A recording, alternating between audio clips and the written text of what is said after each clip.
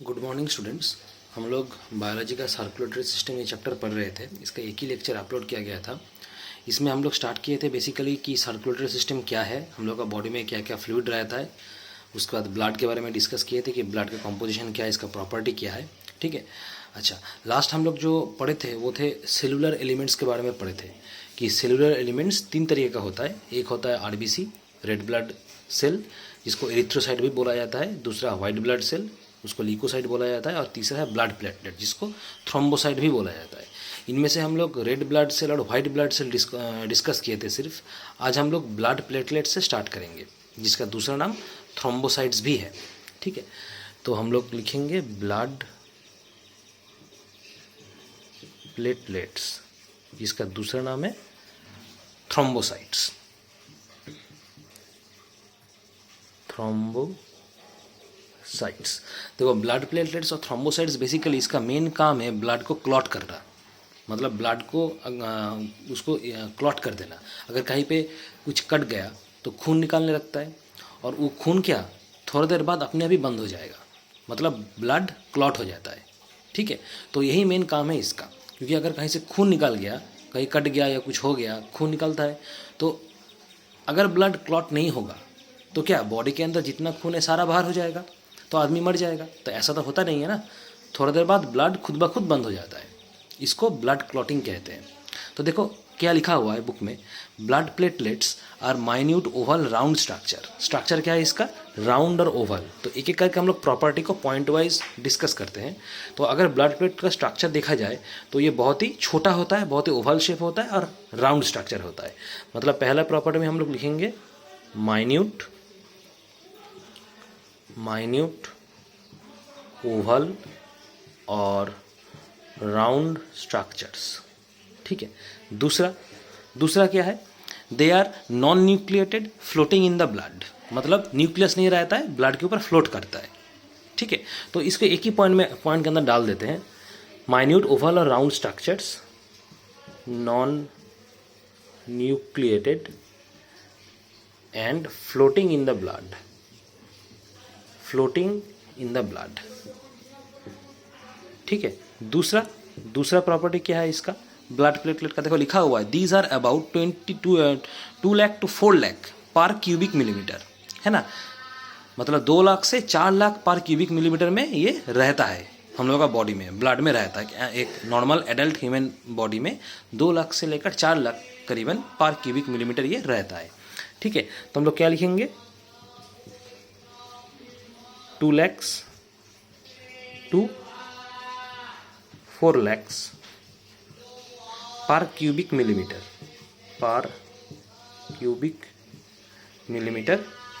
Of blood in an adult. एक normal adult human body में 2 लाख से लेकर 4 lakh per cubic millimetre of blood ये रहता है। ठीक है,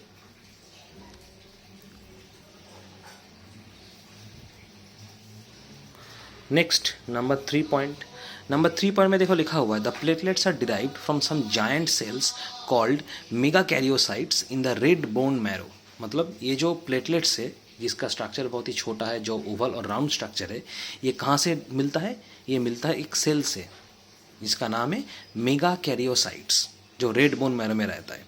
ठीक है, these are budded off from the megakaryocytes in a manner that each one is completely surrounded with membrane. मतलब ये जो ब्लड प्लेटलेट है, ये बेसिकली इसका ओरिजिन क्या है, मेगाकैरियोसाइट्स एक सेल है जो रेड बोन मैरो में रहता है। ये बडिंग की तरह होता है, और जब थोड़ा सा बड़ा हो जाएगा ब्लड प्लेटलेट, तो वो मेगाकैरियोसाइट जो जायंट सेल है, जो इसका पेरेंट सेल है, जहाँ से ब्लड प्लेटलेट मिलता है, वहाँ से रिमूव हो जाएगा। ठीक है, अच्छा, their life span is 3 to 5 days and are destroyed mainly in the spleen. मतलब इसका लाइफ स्पैन कितना होता है, 3 से लेकर 5 दिन तक। उसके बाद क्या, ये मर जाएगा, नया ब्लड प्लेटलेट फिर से आएगा। मतलब इसका लाइफ स्पैन लिखना होगा, life span is 3 to 5 days, इतना दिन इसका लाइफ स्पैन रहता है। ठीक है, अच्छा, इसके बाद देखो लिखा हुआ है they are very important in the clotting of blood At the site of injury, the platelets disintegrate to release a chemical substance thrombokinase which initiates the process of clotting of blood. मतलब जहाँ पे चोट लगता है हम लोगों को, जहाँ इंजरी होता है, वहाँ पे ये जो ब्लड प्लेटलेट है ये केमिकल सब्सटेंस रिलीज करता है जिसका नाम है थ्रोम्बोकाइनेज. ये केमिकल सब्सटेंस है, ठीक है, जिसके वजह से हम लोग का जो ब्लड है वो ब्लड क्लॉट करने लगता है.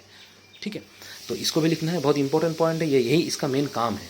ठीक है, तो हम लोग क्या लिखेंगे, they are very important, they are very important in clotting of blood. ठीक है, एट द इंजरी और at the site of injury this blood platelets disintegrate, मतलब बिखर जाएगा ब्लड प्लेटलेट, और बिखर के हर एक ब्लड जो ब्लड प्लेटलेट है वो केमिकल सब्सटेंस थ्रोम्बोकाइनेस रिलीज करेगा, जिसकी वजह से जो प्रोसेस है क्लॉटिंग का वो स्टार्ट होता है. ठीक है, तो ये होगा तुम्हारा ब्लड प्लेटलेट के बारे में. तो ये केमिकल सब्सटेंस थ्रोम्बोकाइनेज से पढ़ोगे कि क्या केमिकल सब्सटेंस रिलीज होता है ब्लड प्लेटलेट से ताकि क्लॉटिंग होता है, तो आंसर तुम्हारा क्या होगा, थ्रोम्बोकाइनेज. ठीक है, तो ये जो ब्लड प्लेटलेट है हम लोग एक पॉइंट की तरह पढ़ लिए. ठीक है, पॉइंट की तरह अगर पढ़ोगे तो याद रखने में और ईजी होगा.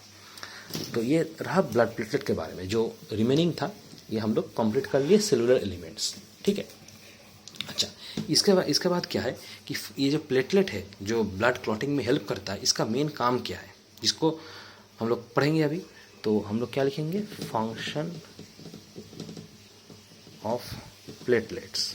देखो, प्लेटलेट्स का मेन काम है ब्लड को क्लॉट करना, ब्लड क्लॉटिंग में मदद करता है. ठीक है, क्योंकि जब हम लोग को अगर इंजरी होता है तो जो ब्लड वेसल है वो ब्लड वेसल कट जाता है, इसलिए ब्लड निकलने लगता है. तो उस वुंड में, उस इंजरी में ब्लड को रोकना, जो फ्लो ऑफ ब्लड है उसको रोकना बहुत ज़रूरी है, क्योंकि अगर रोका नहीं जाएगा तो एक्स्ट्रा ब्लीडिंग की वजह से, एक्सेसिव ब्लीडिंग की वजह से आदमी का जान भी चला जा सकता है. इसलिए क्या किया जाता है, अगर छोटा मोटा चोट आ जाएगा तो ब्लड जब निकलने लगेगा तो वो खुद ब खुद रुक जाएगा. लेकिन अगर इंजरी बहुत बड़ा हो गया है, तो अगर इंजरी बहुत बड़ा होता है, जैसे अगर किसी का एक्सीडेंट हो गया मान लो, तो वहाँ पे इंजरी बहुत ज़्यादा है. ठीक है, तो ब्लड बहुत ज़्यादा निकलेगा, मतलब फ्लो ऑफ ब्लड बहुत ज़्यादा होगा, तो उसका रोकना बहुत ज़रूरी है. इसलिए मेडिकेशन का ज़रूरत होता है कि बाहर से दवाई देके उसको रोका जाता है. नहीं तो अगर खुद ब खुद टाइम लेगा रोकने को तो तब तक बहुत ज़्यादा खून निकल जाएगा, तो आदमी की जान भी चला जा सकता है. इन दैट केस तब हम लोग क्या करते हैं, बाहर से मेडिकेशन अप्लाई करते हैं ताकि खून को जल्द रोका जा सके. ठीक है, तो ये जो प्लेटलेट का मेन काम है कि ये ब्लड क्लॉट करता है, तो इसका एक नाम है कि ये जो ब्लड क्लॉटिंग है, इस क्लॉटिंग ऑफ ब्लड का एक पर्टिकुलर नाम है जिसको कहा जाता है कोआगुलेशन. कोआगुलेशन. तो फंक्शन ऑफ प्लेटलेट का मेन काम है क्लॉटिंग ऑफ ब्लड, ब्लड को क्लॉट करना, जिसका एक नाम है जिसको कहा जाता है कोआगुलेशन. तो कोआगुलेशन क्या है, कोआगुलेशन एक प्रोसेस है जिस प्रोसेस में ब्लड क्लॉट हो जाता है खुद ब खुद. ठीक है, इस क्लॉटिंग को ही कहा जाता है कोआगुलेशन. लेकिन ये जो क्लॉटिंग है, ये क्लॉटिंग 2-3 स्टेपों में होता है, जिसमें देखो स्टेप दिया हुआ है बुक में, तुम लोगों का स्टेप डिस्कस किया हुआ है. ठीक है, तो हम लोग ये स्टेप वाइज पढ़ेंगे कि पहले स्टेप में क्या होगा, उसके बाद क्या होगा, उसके बाद क्या होगा, इस तरीके से. तो पहला स्टेप वन में क्या होता है, देखो क्लॉटिंग में देखो लिखा हुआ है, the injured tissue cells and the platelets which disintegrate at the site of the wound release a substance thrombokinase also known as thromboplastin. मतलब जहाँ पे इंजरी होगा वहाँ पे जो टिश्यूज़ वगैरह रहेगा, जो सेल वगैरह रहेगा, प्लेटलेट्स वहाँ पे पहुँचेगा पहले ब्लड से, और प्लेटलेट्स डिसइंटीग्रेट हो जाएगा और थ्रोम्बोकाइनेस जो केमिकल सब्सटेंस है वो रिलीज़ करेगा. ये पहला स्टेप है. तो पहला स्टेप में हम लोग क्या लिखेंगे, रिलीज ऑफ केमिकल सब्सटेंस जिसका नाम है थ्रोम्बोकाइनेस. रिलीज ऑफ थ्रोम्बोकाइनेस, इसका दूसरा नाम है थ्रोम्बोप्लास्टिन. थ्रोम्बोप्लास्टिन. Second step. दूसरा स्टेप क्या है, दूसरा स्टेप देखो लिखा हुआ है, the thrombokinase act as an enzyme and with the help of calcium ions present in the plasma it converts a substance prothrombin. मतलब ये जो थ्रोम्बोकाइनेज है ये तो एंजाइम की तरह काम करता है, यही मेन मदद करता है ब्लड को क्लॉट करने में. और हम लोग का बॉडी में क्या रहता है, प्लाज्मा रहता है जिसके अंदर कैल्शियम आयन रहेगा. तो ये थ्रोम्बोकाइनेज कैल्शियम के साथ जुड़ के एक नया सब्सटेंस प्रोड्यूस करेगा जिसका नाम है प्रोथ्रोम्ब्रिन. ठीक है, देखो लिखा हुआ है The thrombokinase act as an enzyme, and with the help of the calcium ions present in the plasma, it converts a substance, prothrombin, of the plasma into thrombin. Vitamin K, a fat soluble vitamin, is essential for the production of prothrombin.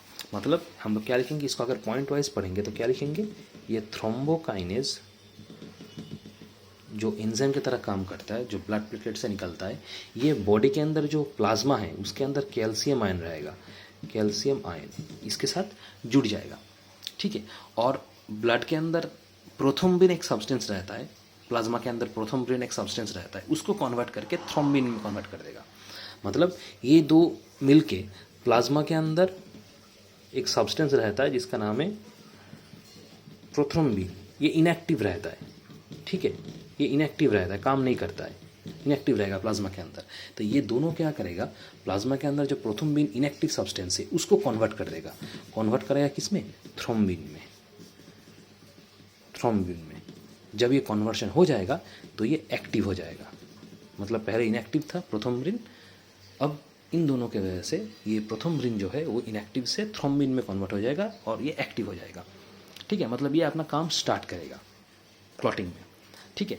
और देखो क्या लिखा हुआ है, जो vitamin के, it is a fat soluble vitamin, it is also essential for the production of prothrombin. मतलब जो विटामिन के है, ये विटामिन, ये भी क्या, प्रोथ्रोम्बिन को प्रोड्यूस करेगा। मतलब this vitamin is responsible for the production of this prothrombin. मतलब जितना प्रोथ्रोम्बिन प्रोड्यूस होगा उतना थ्रोम्बोकाइनेज और कैल्शियम आयन क्या करेगा, इसको थ्रोम्बिन में कन्वर्ट करेगा, और जितना थ्रोम्बिन प्रोड्यूस होगा उतना जल्दी जल्दी ब्लड क्लॉट होगा, क्योंकि थ्रोम्बिन हेल्प कर रहा है indirectly for the clotting of blood, ठीक है। तो ये हो गया तुम्हारा दूसरा स्टेप। अच्छा, अब आते हैं हम लोग तीसरे स्टेप में, ब्लड क्लॉटिंग का तीसरा वाला जो स्टेप, तीसरा स्टेप क्या है, thrombin in the presence of calcium ions reacts with the soluble fibrinogen of the plasma and convert it into a soluble fibrin। देखो थ्रोम्बिन हम लोग क्या पढ़े, थ्रोम्बिन में कन्वर्ट हो गया था, तो थ्रोम्बिन क्या करेगा, फिर कैल्शियम आयन के साथ रिएक्ट करेगा with the soluble fibrinogen of the plasma and convert into a soluble fibrin। मतलब प्लाज्मा के अंदर और एक सब्सटेंस क्या है, फाइब्रिनोजेन, ठीक है। तो इस फाइब्रिनोजेन को क्या करेगा, थ्रोम्बिन क्या करेगा, इसके साथ रिएक्ट करेगा। मतलब जो थ्रोम्बिन प्रोड्यूस हुआ सेकेंड स्टेप में, वो फिर से कैल्शियम आयन के साथ भिड़ेगा, कैल्शियम आयन तो प्लाज्मा में रहता है, और भिड़ के प्लाज्मा के अंदर जो फाइब्रिनोजेन है इसको कन्वर्ट करेगा एक वाटर सॉल्युबल कंपाउंड है फाइब्रिनोजेन। ये जो फाइब्रिनोजेन है ये एक वाटर सॉल्युबल है, इसको कन्वर्ट करेगा क्या, वाटर इनसॉल्युबल कंपाउंड, जिसका नाम है फाइब्रिन। ये एक वाटर इनसॉल्युबल कंपाउंड है, ठीक है। अच्छा, fibrin is solid substance that forms thread. Fibrin से क्या प्रोड्यूस होगा, थ्रेड प्रोड्यूस होगा, बहुत सारा फाइब्रिन कॉम्बाइन होकर थ्रेड प्रोड्यूस करेगा। These microscopic threads of fibrin are sticky and form a network at the wound। मतलब जितना फाइब्रिन प्रोड्यूस होगा, सारे के सारा फाइब्रिन क्या होगा, आपस में कॉम्बाइन होकर थ्रेड की तरह प्रोड्यूस करेगा, और जितना थ्रेड प्रोड्यूस होगा सारा थ्रेड मिलके एक नेटवर्क की तरह स्टिकी सब्सटेंस प्रोड्यूस करता है, जो ऊंड के ऊपर लग जाएगा और धीरे धीरे ऊंड को कवर कर देगा, ताकि जल्दी जल्दी वो घाव जो है वो घाव सूख जाए, ठीक है। तो ये जितना थ्रेड है, ये थ्रेड क्या होगा, एक नेटवर्क ऑफ स्ट्रक्चर तैयारी करेगा ऊंड के ऊपर। तो यहाँ से हम लोग लिखेंगे form a network at the wound, ठीक है। तो ऊंड धीरे धीरे सूखने लगेगा।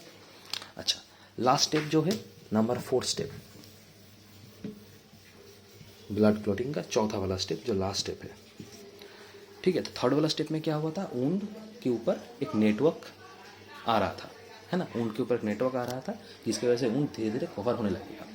नंबर 4 स्टेप जो है, blood cells are trapped in the network of the fibrin. मतलब जो फाइब्रिन हम लोग देखे वहाँ से क्या थ्रेड प्रोड्यूस हुआ था, उस फाइब्रिन के अंदर जो ब्लड सेल है वो ट्रैप होगा धीरे धीरे, मतलब ब्लड सेल को उस नेटवर्क के अंदर लाया जाएगा, ठीक है। The network then shrinks and squeezes out the rest of the plasma, which is in the form of a clear liquid, the serum। the solid mass which is left behind is called a clot। मतलब यहाँ तो हम लोग 2 चीज़ पढ़ेंगे, एक पढ़ेंगे serum, एक पढ़ेंगे क्लॉट। ये सेरम बेसिकली क्या है, सेरम बेसिकली एक लिक्विड है।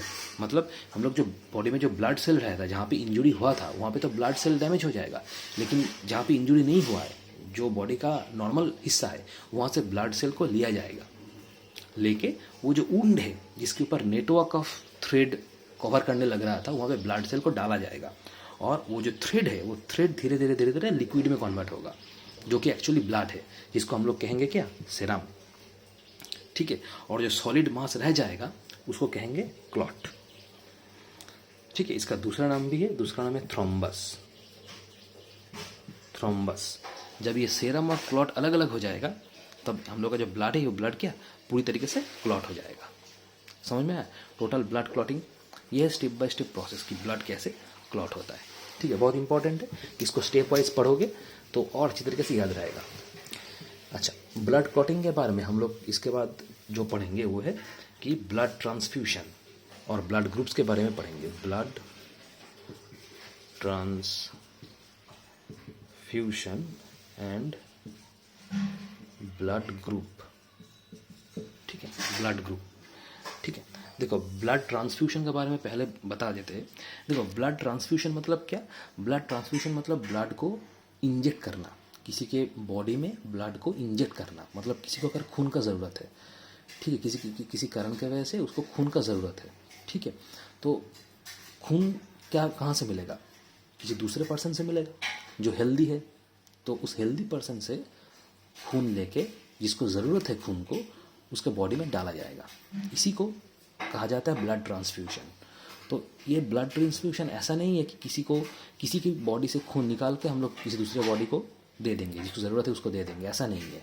पहले देखा जाएगा कि जो पर्सन से तो हम लोग ब्लड कलेक्ट करेंगे वो हेल्दी है कि नहीं है। ठीक है, उसको अगर हम लोग वहाँ से उसके बॉडी से अगर खून हम लेंगे तो उसको कोई प्रॉब्लम होगा कि नहीं होगा। ठीक है, उसके बाद ब्लड ग्रुपिंग देखा जाएगा कि उसका ब्लड ग्रुप क्या है। ऐसा नहीं है कि ब्लड किसी के कोई भी हेल्दी इंसान से हम लोग लेके किसी को ज़रूरत है तो उसका बॉडी में डाल देंगे बिना चेक किए हुए। पहले ब्लड ग्रुप देखा जाएगा कि दोनों का ब्लड ग्रुप मैच होता है कि नहीं होता है। तो ये टोटल प्रोसेस को ब्लड ट्रांसफ्यूशन कहा जाता है। ठीक है, तो देखो क्या लिखा हुआ है, sometimes it becomes necessary to inject blood into the body of patients undergoing surgical operation, this is called blood transfusion. कभी कभार क्या होता है कि किसी का एक्सीडेंट हो गया, उसको सर्जरी का ज़रूरत है, बहुत खून निकल गया, ठीक है, तो खून तो देना होगा। तो जिस प्रोसेस में दिया जाता है, जिस प्रोसेस में ब्लड को इंजेक्ट किया जाता है पेशेंट के बॉडी में, उसी को कहा जाता है ब्लड ट्रांसफ्यूशन। ठीक है, blood taken from a healthy person donor is introduced through one of the patients veins, मतलब जो ब्लड देगा, जो हेल्दी पर्सन जहाँ से हम लोगों को ब्लड मिलेगा उसको डोनर कहा जाएगा, उसको डोनर कहा जाएगा। और उनको डोनर को क्या किया जाएगा, हेल्दी पर्सन है डोनर, ठीक है, उनको इंट्रोड्यूस किया जाएगा। जो पेशेंट है, पेशेंट का एक वेन से कनेक्ट किया जाएगा, मतलब डोनर का जो वेन है और पेशेंट का जो वेन है उसको कनेक्ट किया जाएगा थ्रू सम प्रॉपर चैनल, ताकि ब्लड ईजिली ट्रांसफ़र हो पाएगा। ठीक है, अच्छा, but for doing so it is necessary that the kind और the type of blood to be transferred should match, that means compatible with the type of blood of the receiving person. मतलब जो blood receive करेगा, मतलब जो patient है जिसको blood ज़रूरत है उनको पेशेंट कहा जाएगा, वो रेसिपिएंट है जो रिसीव कर रहा है ब्लड, और जो ब्लड दे रहा है उनको, मतलब जो हेल्दी पर्सन जहाँ से तुम ब्लड ले रहे हो उसको कहा जाएगा क्या, डोनर। लेकिन ये हम लोग जो ये ब्लड ट्रांसफ़र करेंगे उससे पहले देखना होगा कि किस टाइप का ब्लड है, मतलब पेशेंट का जो ब्लड है वो किस टाइप का है और जो डोनर है उसका ब्लड किस टाइप का है। दोनों ब्लड ग्रुप को मैच करना बहुत ज़रूरी है बिफोर ट्रांसफ्यूशन। ठीक है, अच्छा, the concept of blood grouping was discovered by Karl Landsteiner. देखो लिखा हुआ है जो ब्लड ग्रुपिंग, ये जो ब्लड ग्रुप हम लोग पढ़ेंगे अभी, क्योंकि ब्लड ट्रांसफ्यूशन तो बता दिए कि ब्लड ट्रांसफ्यूशन है क्या बेसिकली।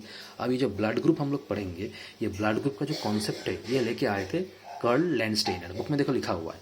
ठीक है, अच्छा, RBCs of the human beings have specific proteins on their surface,